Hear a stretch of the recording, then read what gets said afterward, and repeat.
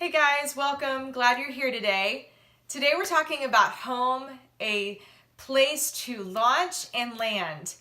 And this is part 4 in our final piece of the home series we've been doing. We've talked about home as being a place to belong, to believe, and to become. And today I'm stealing this phrase from Gary Moreland, who wrote a wonderful book called A Family Shaped by Grace. I'll put the link in the show notes.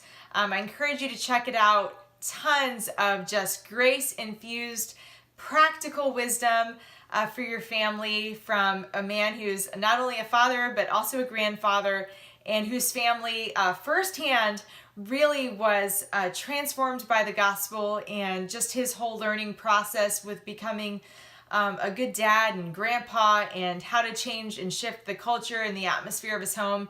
Just really great, both for parents and for just any type of family. Just really, really practical things here.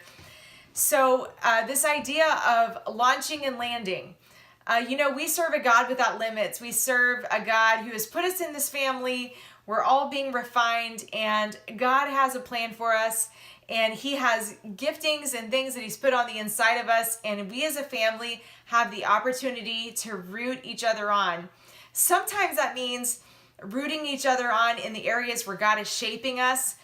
I think one of the great opportunities we have as parents and as moms is we study and we know our children unlike any other adults. We know where they struggle. We know and can recognize things that were victories for them that maybe someone else wouldn't recognize.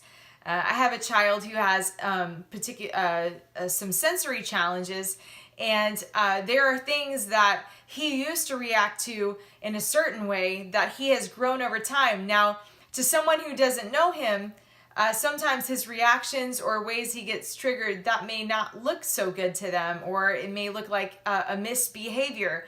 But to me, I can see where he has developed, where he's learned to cope, where he's learned to respond better. And so as parents, we get the opportunity to champion our children and to say, hey, I noticed that you were in this scenario, and I know that's really challenging for you, and I saw that you got frustrated, but look how far you've come. You used to respond this way, but look, you've moved forward, and now you're learning to respond this way, and being able to celebrate those victories with each other.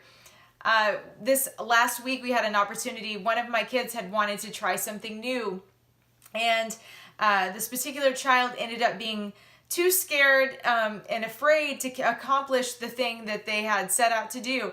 I'm leaving it anonymous just in case they watch this video later. You feel me, parents.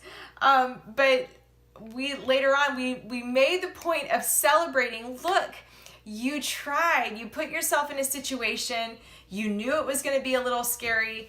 But you at least gave it a shot, and you weren't able to finish it this time, but hey, maybe next time. The fact that you even tried, and we really made a point to celebrate that later, because family is a place where we can root for each other and cheer each other on, and really make it a place where our kids know that the limitless God lives on the inside of them. They have unique talents and gifts and things, and they can launch out and they can try things, or they can try to earn the money for the thing that they're wanting to save money for.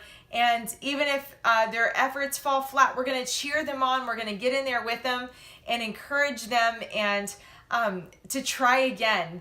And they're going to build muscles in the process, and they're going to know that even if other people don't get them or understand them, that we're going to be those that see the gold in them and encourage them. And we're going to do the same thing with our spouses. And we love at the dinner table talking about, hey, what went well today? What can we celebrate today? And how was your day? And let's celebrate that together. And just talking about what we're grateful for. And so I just encourage you that as you're just one moment at a time, one day at a time, because that's how it's done. Rome wasn't built in a day, right? The atmosphere, the place that we're just cultivating our homes to be, it's not done overnight. It's not done perfectly. It's messy.